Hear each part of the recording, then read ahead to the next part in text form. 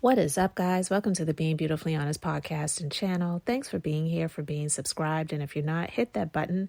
And if you're listening on YouTube, hit that like button. It's like walking in the room and hitting that light switch.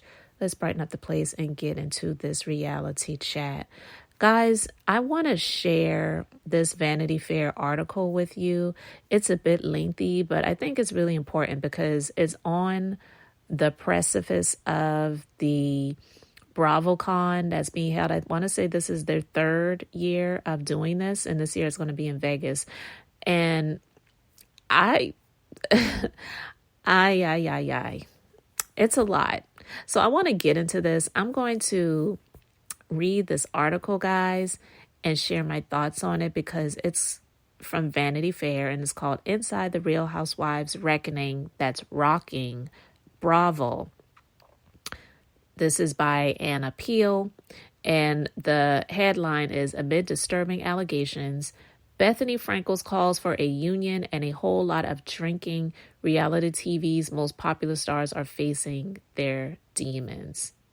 So I'm going to put a link to the article in the description box if you want to read it for yourself and see some of the pictures. But let's just go ahead and get into it. So the story starts off, it says, the housewife woke up in her own urine. She was still drunk from the night before when she'd had 3 drinks at dinner, another 3 or 4 with her co-stars, then an indeterminate but debilitating amount of mezcal after her castmates went to sleep. The house had been fully stocked when they arrived. She was too hungover to care that she'd wet the bed and so sick that she couldn't film, she told production, but people on set kept telling her she was fine. It was just the Mexican water screwing up her stomach. The same thing had happened to them in Cartagena, Colombia, the year before. The van hired for the day pulled over so the housewife could throw up. When the crew saw what was happening, they rushed over, she said, not to help, but to document it. Bravo didn't wind up airing that footage. Production did bring in a doctor who gave the housewife a shot. She pulled down her pants on camera and took it while a castmate held her hand. Oh my God. Quote, if you go to the whorehouse, you're going to get effed, said another Real Housewife. She knows what you think, that if you sign up to be on a Bravo reality show, you deserve what you get. And she agrees. If we do this, it's at our own peril. We know that, and we don't effing care. They do it for the money, in part, more than $1 million a season for the highest paid cast members. But it's more than that. The second housewife remembers being a little girl and plotting in her diary to achieve public recognition. I used to dream that one day I'd maybe get to go on Jeopardy, and I would have put that in my obituary, she says. Now, when she dies, she will leave this mortal coil, having been a reality star. She's grown accustomed to cruel comments about her body and face, vitriol about her life, but she has also become accustomed to the validation. Have I been put through the ringer, she says. 100%, still better than my worst day withering away at a life of quiet desperation. When this housewife, speaking on condition of anonymity because she doesn't want to lose her nightmare of a dream job, went to last year's BravoCon, a 3-day convention attended by 30,000 or so fans, she turned to 2 former Bravo celebrities and said, how do I ever be happy after this? This is the deal Bravo stars make with the devil, and there are many stars. There are currently 10 Real Housewives shows and about 20 other properties in the Bravo reality space, including the Emmy-winning Top Chef and improbable Emmy nominee Vanderpump Rules. The biggest series have 11 million viewers each week.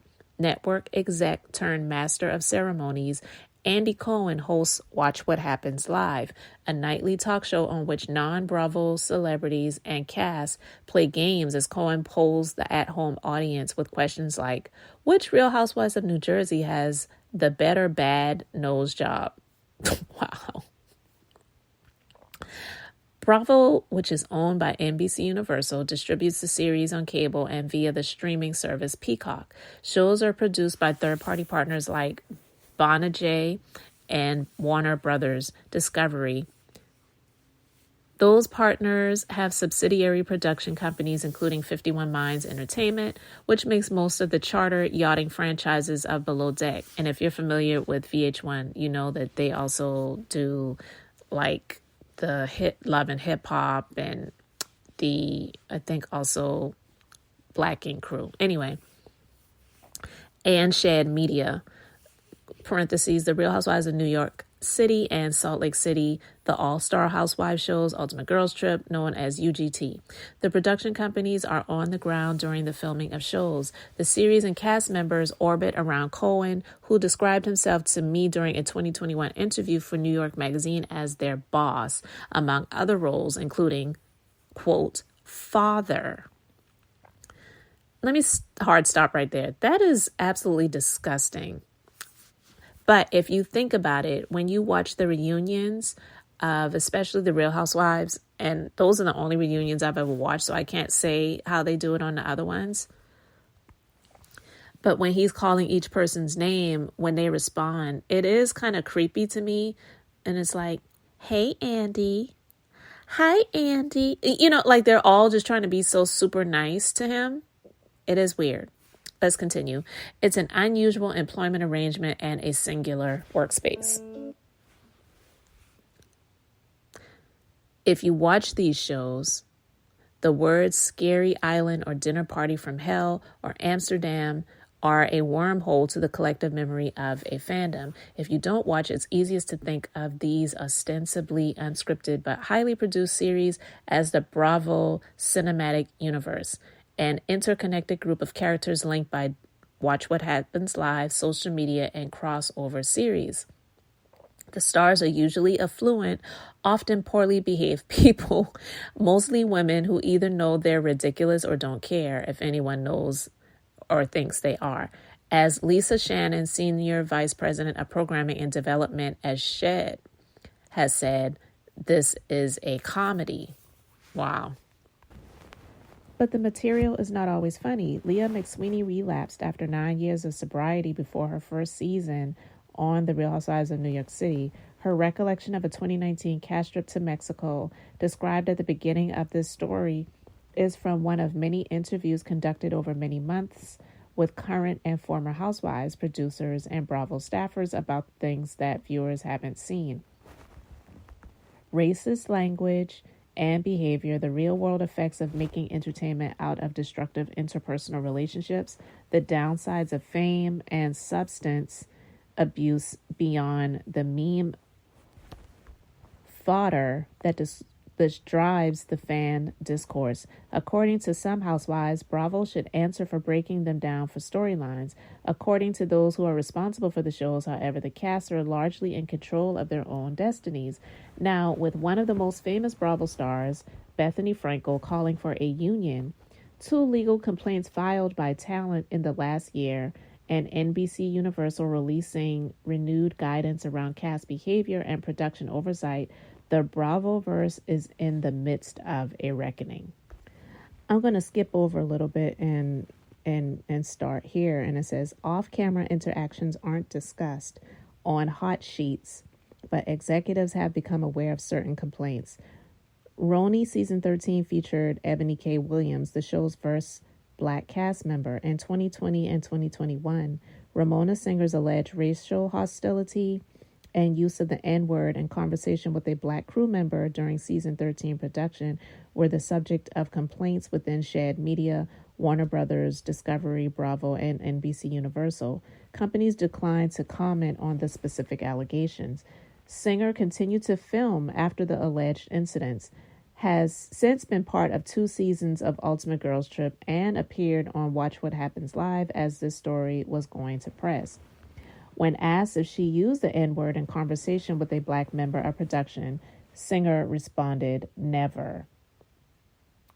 But a lot of people don't believe that. Everybody wants the bag of bleep to not be on them at all times, Frankel told Vanity Fair. The most successful housewife of all time would know. In July, she called for her former reality TV peers to unionize and directed them to legal resources. She described some of these castmates and crew as people I would never have given the time of day, who I judged through this toxic process, and who may not have a past I would normally respect, but who have been tossed away after being used like trash. As she puts it, it's kill or be killed.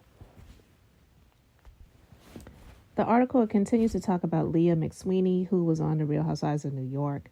She was an alcohol addict. She had been sober for almost 10 years before she joined the show. And she relapsed while she was going through it. And some people may say, well, that's not Bravo's fault. She decided to drink herself. But she says that she was trying to keep her relapse from becoming a storyline. And she says that a co-showrunner by the name of Darren Ward had warned her and said, this shit is boring as hell. You better turn it up.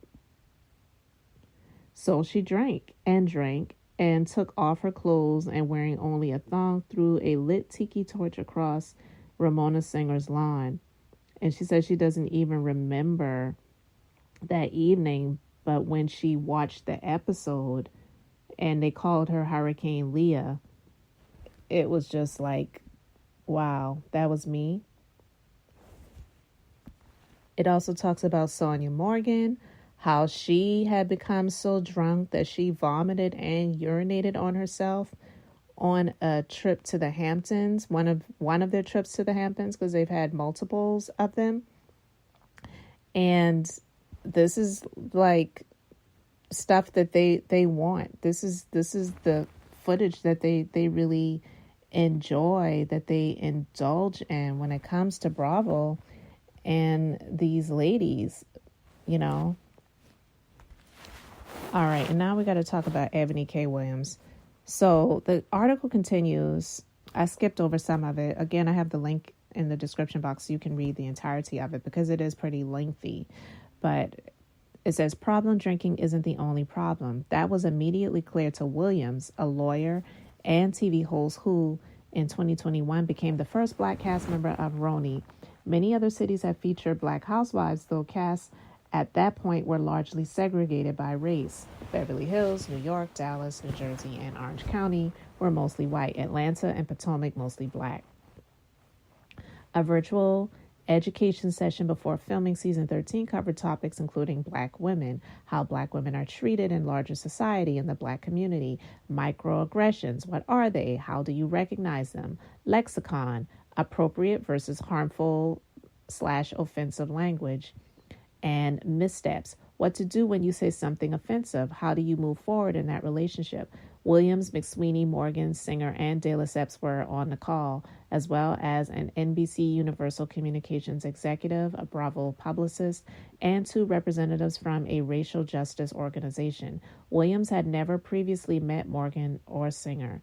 Before the 1-hour session officially began, according to McSweeney and Williams, Morgan commented on the natural hair of the Black woman leading the session. Williams interpreted the meeting as a cover your ass move. She says it mostly focused on the kinds of things cast members should avoid saying, like the racist trope that Black fathers are not present for their children. What if they don't have a father? Why can't I say that? Singer said during the meeting, according to Williams. Most of them don't. The RHONY publicist, who was also Black, told Singer that she has a father, but Singer said she'd read a study that confirmed that most Black children do not. And first of all, let me just like stop right there for a moment.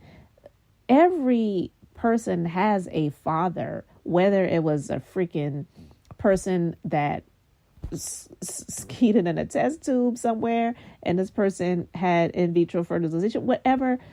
Every person has a father, even if you were born to a couple that are 2 women. It takes a father to make that. I'm sorry. And that's not to be offensive to anyone. But for her to say most of them don't. Every freaking person has a father. Are they in the homes? To be honest with you, let's just really be real. I'm not even going to go into that. I was about to say something.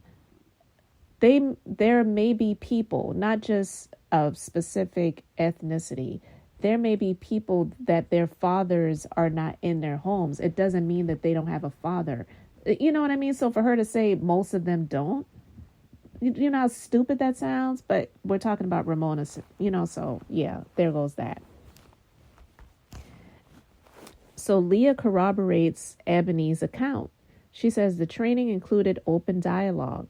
Singer said to Vanity Fair, in that spirit, I asked a question about a statistic I had read about single-parent households, where children with single-parent households were statistically less likely to succeed than two-parent households. Later, while filming a scene that did air, Luann and Ramona expressed on camera their squeamishness around words such as dick, which they attributed to their backgrounds as church-going and conservative. Williams said that she had no discomfort with sexual language, noting she was the most educated person at the table with a BA and a JD. De Lesseps, who is a high school graduate and licensed nurse, said, I don't like the way you talk. When Ramona also got upset, Ebony said, your white fragility is killing me right now, then had to explain the term. Luann called Williams an angry woman, which Williams understood implicitly. An angry black woman. I never referred to your color, Luann said. Ebony left. Ramona stayed behind. The scene that viewers saw ended there, but the emotional momentum continued. One of the people who remained told Vanity Fair, Ramona slammed her hands on the table and she goes, this is why we didn't need black people on the show. This is going to ruin our show. Bitch. I'm sorry. That was not in the article. I just added that. Ramona emailed Vanity Fair saying this absolutely did not happen. In fact, I supported adding diverse cast members well before Ebony was added. The hot sheet went out several days later to a group that included Andy and other NBCU executives. It did not note, however, that Ramona allegedly said the show didn't need black people. On October 24th, 2020, Cohen responded via email, these are incredible reads and will be amazing episodes. The fact that this particular journey through white fragility ends with Ramona DMing Bryan Cranston is next level. That season, Singer also allegedly told a black woman staffer, there's so many of you guys here now. Please don't change your hair, as I'm not going to be able to remember anybody's names. Ramona says this was the kind of thing she commonly did. It was strictly a commentary on my inability to remember names. As an example, just last week, I saw a photo with me and Travis Kelce from 2016 on Watch What Happens Live, and I thought he was Jax Taylor. She emailed Vanity Fair referring to a Vanderpump Rules cast member. According to two people familiar with production, Singer exclaimed, there's so many black chicks. Singer denies saying this, though footage that aired in the season shows her using the phrase black chicks. So they had hired a senior producer for that same season, and she was black. Her name, Darian Edmondson.